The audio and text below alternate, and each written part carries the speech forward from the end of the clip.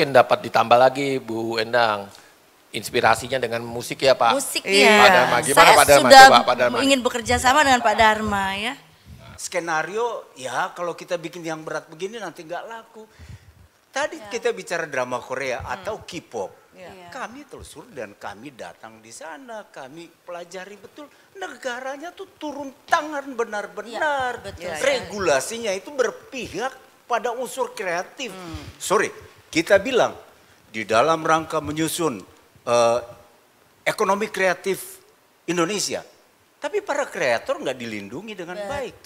Bagaimana kita mau kembangkan industri kreatif yang berbasis pada nilai-nilai seni dan budaya. Hari ini saya datang di Kemhan. Hari ini saya lihat satu terobosan yang hebat. Saya bilang hebat karena kekinian. Ada sistem informasi, ada metode ngopi daring seperti ini. Ini kekinian ini yang dituntut oleh orang-orang muda yang populasinya itu lebih besar dan generasi Z ya. Dan mereka ini yang menentukan lagi nanti masa depan bangsa kita ke depan. Kalau kita tidak meninggalkan legacy yang baik buat mereka dengan menyusun peradaban yang baik, indikator-indikator ini akan dicatat dan kita semua berdosa. Oleh karena itu hari ini udah jam berapapun Bu Endang, Pak Dirjen tadi, Pak Direktur bilang kita kumpul untuk ngomong ini, komitmen kita. Setiap warga negara berhak dan wajib. Wajib loh bela negara. Oleh karena itu saya tulis lagu Mars Bela Negara itu. Tepuk tangan. Sudah puluhan tahun lalu saya bikin. Waktu itu saya masih di DPP KNPI. Saya audiensi dengan Pak Wiranto. Pulang audiensi saya tulis lagu itu, saya langsung bikin rekaman. Saya bilang Jimmy Manopo, kita buat musiknya, masuk studio biaya sendiri dan saya kasih buat negara. Luar biasa, tepuk tangan dong. Terima kasih Bung Dharma. Rupanya serius sekali ya Pak Direktur. Bung Dharma ini mengingatkan saya waktu saya kecil. Bung Dharma itu juga salah satu saksi sejarah kita-kita ya dulu ya. Kan ada lagu apa dulu, pemuda kemana langkahmu menuju. Itu banyak sekali lagu-lagu patriotik pada saat itu atau lagu-lagu kebangkitan pemuda dan banyak sekali tema-tema lagu seperti itu. Tapi sekarang agak kurang gitu. Jadi mungkin saya sama Bung John ini, dia juara prosa nasional. Kami sekelas dulu. Saya bilang Bung John, ini ada Uta Likumahua mau rekaman. Uta punya lagu-lagu kan hits itu ya. Kita buat judulnya apa? Kita tidak sendiri ya. Kuning, merah, hitam dan putih bersatu dalam damai. Ya, kita nggak boleh, kita nggak bilang ini partai-partai ini enggak. Kita kasih pesan lewat narasi seperti itu. Dia ahli prosa kan, dia tulis liriknya. Kuning, merah, hitam dan putih. Boleh sangat sekali. Bung, saya setuju Bung. Dengan demikian kayaknya seni ini harus tingkatnya tuh menteri Bung. Setuju nggak? Jadi ada Kementerian Kebudayaan, itu sendiri gitu loh. Sekarang kan digabung Pak nomenklaturnya. Pak, kebudayaan hanya dirjen Pak. Pak, itulah yang saya dalam kapasitas lain sudah buat itu dengan nomenklatur. Itu juga kita udah usul melalui parpol supaya dibuat perangkat RUU-nya. Tapi itu kalau melihat kebudayaan tari menari, terus dilihat main film, main musik, itu profesi yang ya nanti kalau atau syukur-syukur. Nah ini perspektif persepsi yang keliru sekali. Setuju. Dan itu kolonial sengaja titip itu supaya bangsa ini jangan jadi besar. Metode asimetrik itu jalan Bu. Ini Bung Dharma ini belum serius nih, saya tahu banget ya. Agenda proxy war-nya itu jalan. Dan metode yang dipakai tadi dia bilang itu ekspor kebudayaan ini diganti pola kolektif kolegialnya dengan semangat gotong royong jadi pola individual. Itu gotong royong itu yang harus ditekankan di garis bawah itu. Dan pakai musik, pakai film, pakai segala macam. Dulu ada impor-impor film yang sampah tapi diputar di media-media segala macam. Karena belinya murah, memang dikasih murah supaya dirusak bangsa ini. Gimana bangsa kita itu mau berkorban untuk sesamanya. Iya. Nah, yang ketiga tuh setia kepada Pancasila sebagai ideologi negara. Betul. Itu sudah ya hukumnya wajib lah Pancasila itu. Yang keempat adalah sadar berbangsa dan bernegara. Betul. Kita paham benar tadi Pak Dirjen menyampaikan terdiri dari 17.000 pulau, suku bangsanya sekian ribu, wah macam-macam ya, ada sekian luas tanahnya. Nah itu sadar berbangsa bernegara. Kita harus sadar nih bangsa masyarakat kita ini terdiri dari berbagai suku bangsa. Siapapun pemimpinnya, itulah adalah pemimpin yang dipilih oleh rakyat. Jadi kita harus sadar bahwa jangan sampai nanti ada tokoh pemimpin dipilih oleh rakyat, setelah terpilih tidak dibantu, tidak didukung dan lain sebagainya, malah terjadi unjuk rasa sana, demo sini, yang menghambat Karena semua pembangunan. Itu karena diadu domba. Nah itu jangan sampai penghancuran sebuah bangsa karena jadi bisa jangan diadu sampai domba. terjadi seperti itu. Ya, Yang kelima adalah memiliki kemampuan awal bela negara. Seperti kita ini memiliki kemampuan awal bela negara, ya anak muda. Kalau dia dengan caranya dia masing-masing lah. Sebagai olahragawan dia harus bisa menampilkan, bisa berjuang dari bidang olahraganya menjadi satu juara. Juara olimpiade kayak juara PON, juara apalah. Mengumandangkan lagu Indonesia Raya di kancah dunia. Itu lima nilai-nilai bela negara itu Pak kalau bisa dipahami oleh kita semua, luar biasa. Semua lini masuk. Semua lini. Kasih Bung Gusti bikin filmnya. Diterjemahkan dalam bahasa yang disukai. Dengan sineas-sineas yang bagus. Bisa saya tanggapi Pak? Ya, gimana Pak Jo? 5 nilai itu mau ditanamkan kapan? Sejak dini Pak. Kita berbicara Pak kalau sudah pada usia-usia lewat golden boy, percuma. Jadi golden boy itu ada di usia SD itu Pak. Nah, itu jadi kalau tantangannya Pak SD itu dimasukkan, itu tertanam di kepalanya. Kemendikbud tidak membuat satu program yang fokus ke situ. Dulu Soekarno bikin itu pembangunan karakter bangsa. Anak-anak SD, saya merasakan itu.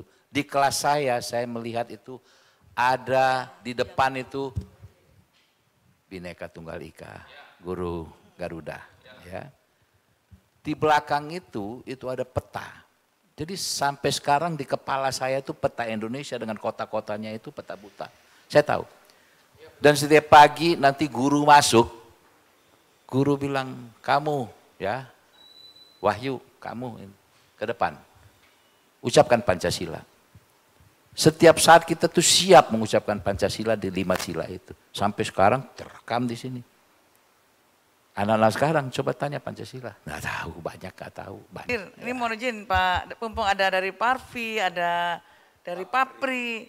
Nah ini sekarang kan eranya era milenial dan generasi Z. Ya, bahkan post Z ya.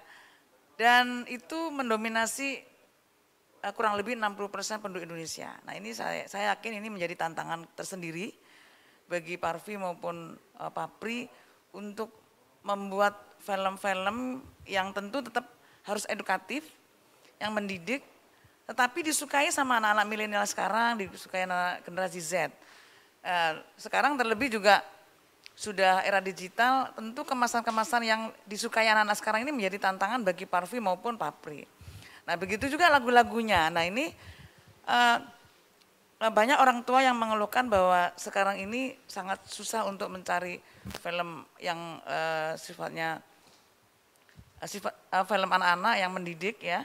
Kemudian lagu-lagu anak yang mendidik yang dengan tema-tema cinta tanah air, tentang sadar berbangsa, bagaimana sadar bernegara itu sangat minim. Nah barangkali saya ingin mendengarkan dari Mas Gusti Randa apa strategi yang ditempuh oleh Parvi untuk menghadapi segmen pasar yang sekarang ini memang didominasi oleh para milenial dan generasi Z dengan tantangannya tentang tantangan di era digital.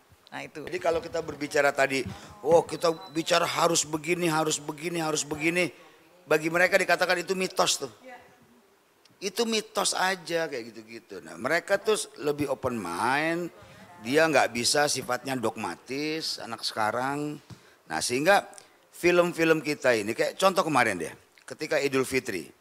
Ada film dibuat oleh teman saya. Novia Klopaking produksi film Terima Kasih Emak, Terima Kasih Abah. Itu bagus banget itu. Tapi yang bilang bagus banget itu generasi kita. Bilang bagus. Tapi buat anak milenial sekarang. Nih apa sih kayak emak gue ngomong di rumah nih. Gue harus begini, harus begini. Akhirnya film itu flop. Kita harus pandai-pandai mengemas bahkan dalam bahasa yang sederhana pun yang mereka harus paham. Tantangan bagi Papri, bagaimana menciptakan lagu-lagu yang disukai anak-anak generasi milenial, generasi Z, yang kelihatannya mereka lebih cenderung ke Korea-Koreaan nih, atau ke barat-baratan. Nah ini tantangan banget bagaimana musik Indonesia juga bisa menjadi tuan rumah di negeri sendiri ini. Gimana Mas, silakan Mas. Iya, jadi sekali lagi kami juga sudah melakukan kajian ini.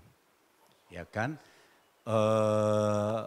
memang industri kita ini kan industri cari untung. Iya, tapi negara tidak boleh kalah dengan industri yang hanya cari untung. Negara harus membuka regulasi yang pas, memberikan subsidi untuk produksi-produksi yang kemasannya bagus untuk pesan-pesan yang seperti ini. Itulah yang harus kita contoh dari negeri Korea. Gitu. Jadi bukan soal produknya, kita ini juara di mana-mana loh. Juara dunia, juara. Itu Harvey itu pernah mengalahkan Celine Dion. Di Burkan Hall waktu World Popular Song Festival. Kami juara ASEAN dan lain sebagainya. Tapi sekali lagi kan kita hanya jadi cerita. Tapi regulasi kita tidak berpihak. Undang-undang tentang pertahanan aja setelah berapa puluh tahun baru ada. Ya sekarang bicara komponen cadangan. Tapi syukur ada daripada tidak sama sekali.